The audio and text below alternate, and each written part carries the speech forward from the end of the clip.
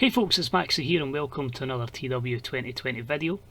You join us for our first part of WrestleMania weekend as the NXT Takeover for WrestleMania. We're hoping to have a spectacular show. For this one, the music has been set to have a major band perform. I've got a C-list celebrity, that's the most it would offer, and we've spent $2 million on a special set. We're looking to surpass last year's 71 rated show, and let's just say the attendance is going to get absolutely smashed from last time. So it's an interesting time because you've got Takeover, you've got WrestleMania, and then I'm basically going to be switching up a wee bit. We're going to see a few people drop to NXT. We're going to see a lot of members swap between Raw and SmackDown, and some people from NXT make it to the main roster because SmackDown's going 3 hours as we seek to have both our main roster shows having brand exclusive pay-per-views.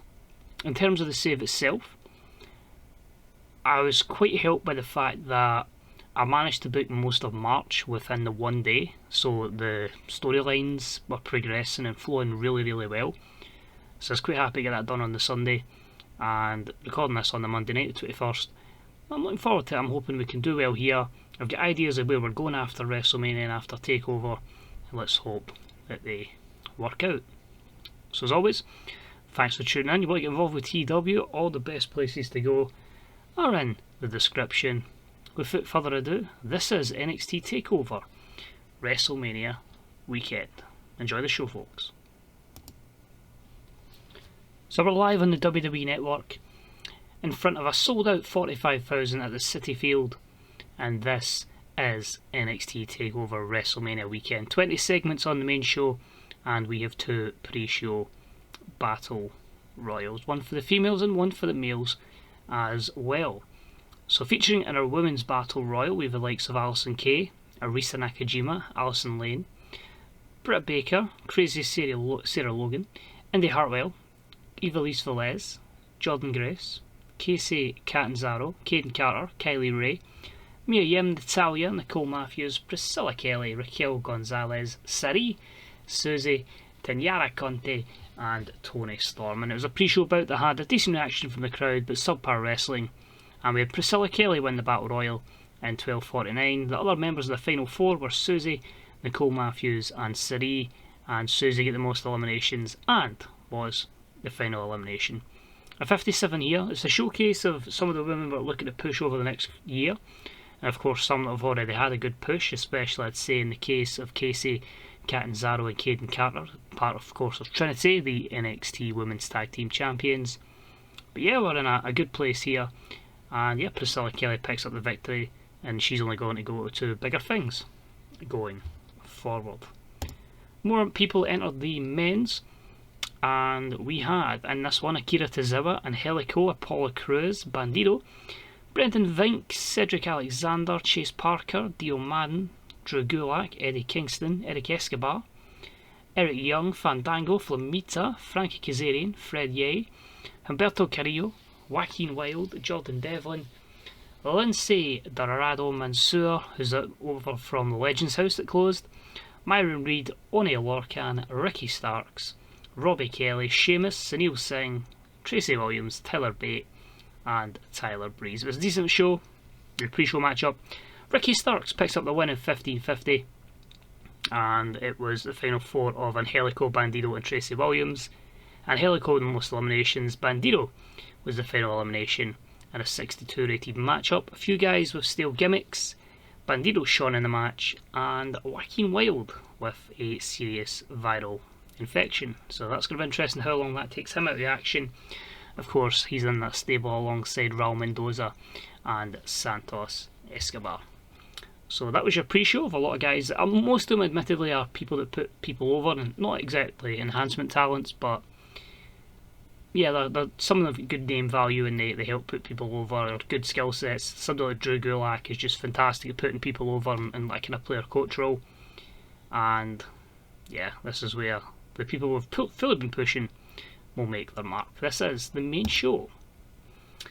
So bigging up their 2 main matches tonight, and these are 2 that have been great. And we have got a matchup between 2 former friends that are coming back to NXT for one final battle. NXT years and years ago with Sami Zayn and Kevin Owens, and even in 2022 those two are going to go to war. Kevin Owens, we know, was banned from Raw after losing to Bray Wyatt, the Fiend, and he was summoned down to NXT. Had a little problem with Sami Zayn, who was chasing Chad Gable for the NXT Championship, and these two do battle here. Ace Austin's been a man in absolute form alongside the monster that is, or the beast that is, Babatunde. The big man's in action against Cesaro, but Ace Austin, who keeps on winning, gets his opportunity at the NXT Heavyweight Championship against Chad Gable. Fantastic promos here to build up the show, a 90 segment rating, which will be our top promo hopefully. Let's see if the matches can get close to that, because we're actually quite on the brink of getting to big. So I'm hoping we can be one step off that after this takeover. So a few negatives, but yeah, a lot of good positives there. No, I don't want to change anything just yet. No thanks. Opening contest was for the NXT Cruiserweight Championship, and about the head some great wrestling and good heat. Isaiah Scott defeated Alex Rodriguez and Dragon Lee in 1831 when Isaiah Scott pinned Dragon Lee with the handspring back elbow. It was his 5th defence of the NXT Cruiserweight title. Shane Strickland, Isaiah Scott, his skill set's never been in doubt, but in terms of his popularity, somebody like Dragon Lee's a big name that he can scalp, and I feel the 81 rating's fantastic for these three people. It showcases, you know, the present of the NXT Cruiserweight division, but also the future, and it's a fairly stacked division. Certainly benefits from this type of product, hence the very strong opener to the show, which got the crowd hotter as well. Next up, we had the Tag Team Championships on the line, and the second one that is retained as the Lucha Brothers, Phoenix and Pentagon, defeat Mojo Rawley and Bo Dallas in 13:39 when Phoenix pinned Mojo Rawley with a Meteora. The 4th defence of their championship reign, a 76 here, and Phoenix head and shoulders above the rest in terms of performance. I'd love to put the titles on Mojo, but I think I need a bit more depth from NXT Tag Division before I even think of putting the Lucha Bros in the main roster. So that's literally why they're here. I just need to get depth in this division, which I've kind of neglected at times, being truthfully honest. So Lucha Bros carry on as tag champs. We have a promo from Absolute Ricky Starks that just says that win earlier on in the Battle Royal could be the one that kickstarts my career. You guys have saw me a lot. Maybe I haven't wrestled as much as I'd have liked, but I had a call from a very popular man, a very rich man, and I'm keen to get involved in this. So stay tuned for what the future holds for Absolute Ricky Starks. So that's a 41 for Ricky Starks. Hopefully that promo can lead to something that we'll see on our regular pay-per-views. Moving along to the North American Championship, and it was also retained. It was a superb matchup that saw Sami Callihan defeat Jay Lethal in 13:50 with the Assault Driver. 3rd defence of the North American Championship, a 78 performance here. I'm just happy keeping that on Sami Callihan. He's having good matches, his faction's going well. Yeah, he's just solid. And Jay Lethal can be a player coach role on NXT. But these two have went back and forth for weeks and weeks and weeks. Finally coming to a head with Sami getting the victory. And of course we mentioned this faction, Trinity, and Jimmy Jacobs the leader, with Sami Callihan, with Casey Catanzaro and Caden Carter, and they all give a promo bragging that, you know, there's 4 members and 3 of them hold a championship. So 52, you're basically hoping that these two can rub their skill set onto Casey and Caden Carter. Next up, she's back from injury. She came back from injury yesterday, just in time. And Dana Brooke says the long layoff shouldn't hamper her. She's been in the form of her life the last couple of months. And despite how impressive Thunder Rosa's been, she'd like to think that she'll be able to retain the NXT Womens Championship. So, you know what happens when someone says that? Title change alert. This is a match-up. Thunder Rosa defeats Dana Brooke in 12:35 with La Rosa. Thunder Rosa is your new NXT Women's Champion. So a very respectable 64. I feel like Dana's done well in NXT, but I really need to look at the future. Since Dana's going to get back up to the main roster, I'm going to keep pushing her. I want to see if we can get her to the limits we got her last year, where well, last game where she was in the 80s in terms of overness. She was just performing great. It's going to be far tricky this year, I admit, but I'm hoping we can certainly do that. And Thunder Rosa's got a lot of competitors that'll be looking to break out in NXT, so excited for the women's division, but we go in a new direction with Thunder Rosa. Next up, we have Jungle Boy cutting a promo, 66. He's basically just saying that his big friend's coming soon to join him, and he's looking forward to taking on NXT and performing at these takeovers. Now, I'm going to admit, the initial plan was he was going to turn heel, and it was going to be like a dominant monster that would kind of be like his Diesel to Jungle Boy being Shawn Michaels.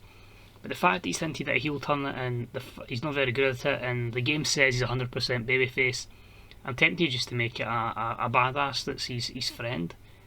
So I don't know how I'm going to go at the moment. We'll keep him hinting at heel turns, but he might stay babyface. Just confirm, because he's probably going to debut on NXT television. Not been given a new contract from AEW. There's big Wardlow, so he'll be coming in and he'll be basically becoming Wardlow or something like that, just something that kind of keeps it away from his AEW name. I know you're saying, oh, Jungle Boy's AEW's name, you know, is Jungle Boy. When he goes to the main roster, he's going Jack Perry, so I will be changing that when he gets to the main roster. But yeah, looking forward to seeing how that tandem does. So basically Wardlow in the role of the Luchasaurus. But 66, still pretty respectable. Next up in a match that has some good heat and decent wrestling, I had Babatunde defeat Cesaro in 11:47 with the spear. A 62. 14 months on from being WWE champion, Cesaro is now jobbing in NXT, but I think he is going to get a better push coming out of this. He's been putting a lot of people over, obviously helping these kind of people. Babatunde's sitting just about 60 over in this. The in-ring work is still not great, but I want to see if I can push someone with a limited moveset, and as I say, I feel the guy's got a fantastic look. Well, whether I change him to Dabba-Kato or whatever he is, or keep him at Babatunde, I don't know, but I expect him in the main roster before the year's out. But a good win for the Monster. So Mojo hypes his matchup with a promo against Ricochet, which is a 56 rating. Joe's obviously was just getting sick of the main roster. He says he wanted to come back down to NXT, kick some ass and rejuvenate his career.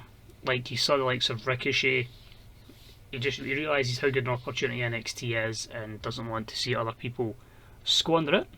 And I felt like Ricochet and Samoa Joe would be pretty damn sick. And yeah, I'm happy with that. Good matchup. Samoa Joe defeats Ricochet in 20:08 with a Kikuina clutch. 79 rating, 80 played a 62. Joe visibly tired and he's on the physical decline, I believe. Yep, so stamina is going to hurt him. But I feel like Joe is going to be somebody like a good player coach role as well.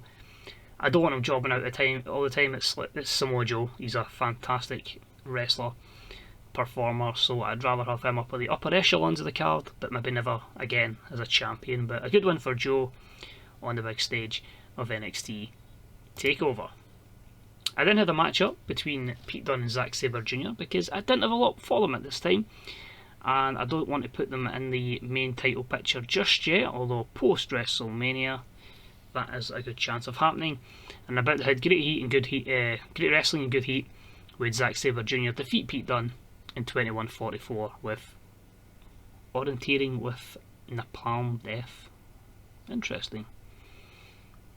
Could have just used any other move, I suppose. But in 81, great. Sabre Jr. is obviously going to go close to the main event. Pete Dunne is somebody that will certainly be there as well. Both have a bit of time on their side. But you're delighted with that. Two great athletes, and I don't think you can argue 181 rating on an NXT takeover. Kevin Owens, this is co-main event time, just talks about how it was frustrating having to leave Raw, but he came to NXT, he had a fantastic time with NXT, and he felt like this was an opportunity to properly get enjoying wrestling again. And just disappointed with Sami's actions. Somebody needs to teach him a lesson as always, and if someone can do that, it's Kevin Owens. So a 78 for the promo. How will KO versus Sami Zayn go down? 84. Happy with that. An exceptional matchup. Kevin Owens defeats Sami Zayn in 22:28 with a pop-up powerbomb. Of course, they've got great chemistry together.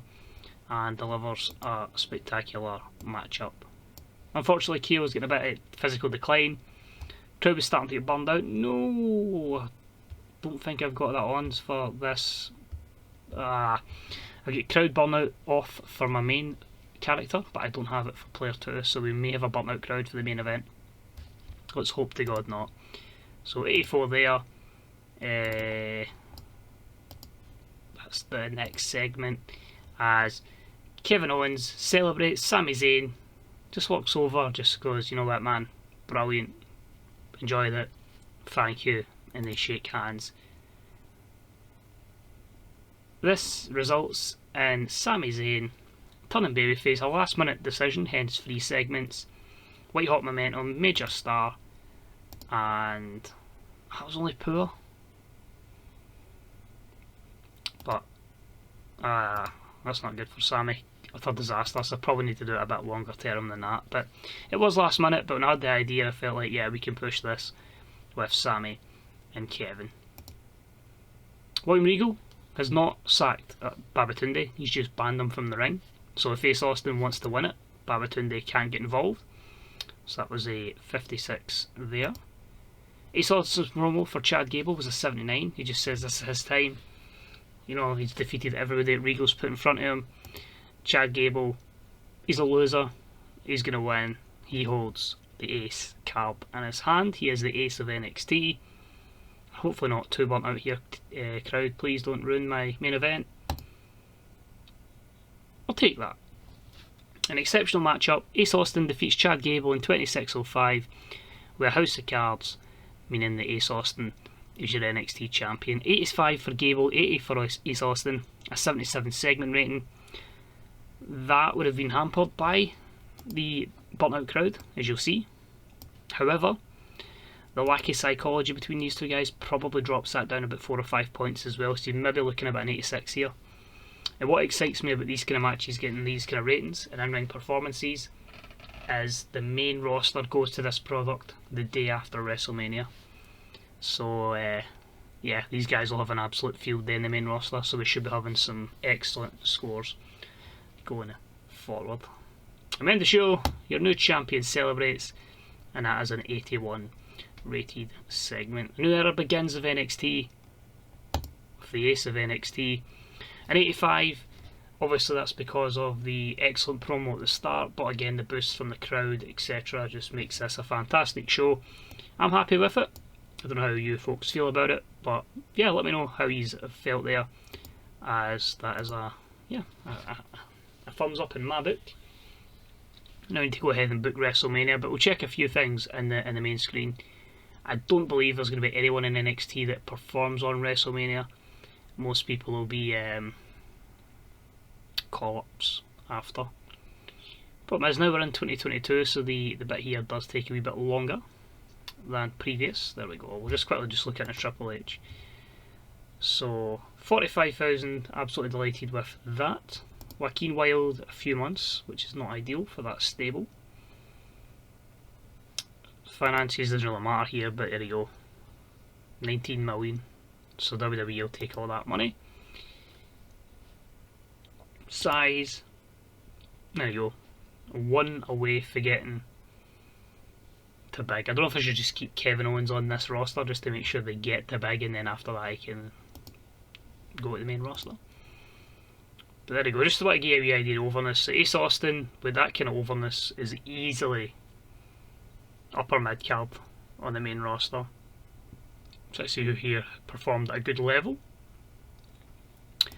Gable took a big drop actually, because he was, in fact, he was just in the 70s, wasn't he? Oh, he dropped a little bit, but he's gained this month. He's kind of went up and down. Obviously, you don't see him at the peak. You just see him where he's at currently.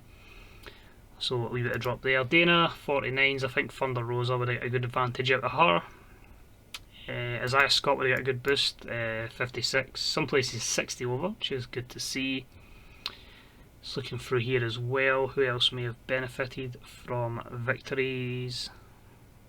Let's give you an idea as well. Like the Casey Catanzano's at 40, so there's a long way to go, but they're certainly in a lot better of overness than where they were. So you can see their push, her and Caden Carter, slowly but surely. Kevin Owens, well, there you go, 84, 85 overness.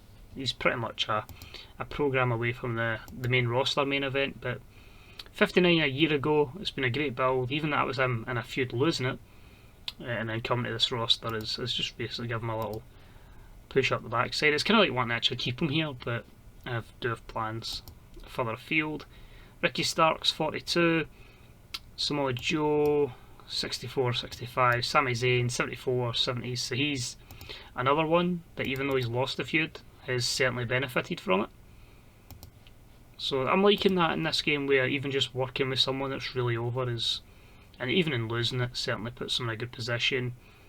And the one I wanted to check was Thunder Rosa, and she's up to about 50, 51. I believe she was at 40s pretty recently, 42 and then 47. So you can see when I clearly started seeing her on AEW television and decided she's pretty good, let's give her a push.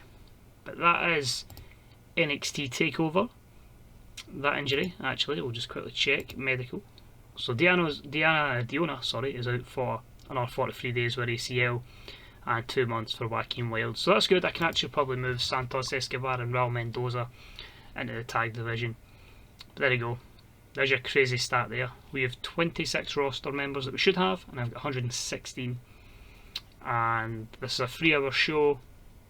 And remember, on top of this, I have many, many other developmental shows, as an NXT UK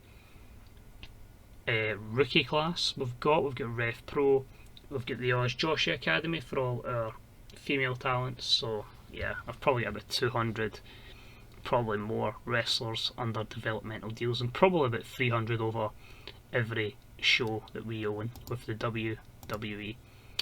So thank you very much for watching. Time for WrestleMania. Hopefully I'll see you in the next episode for the biggest party of the spring. Battle of the Immortals, whatever you want to call it. And there we go, there's that rookie class, just like you see that. It's getting there. But it's all people that just come through the graduate scheme. On that note, bye bye.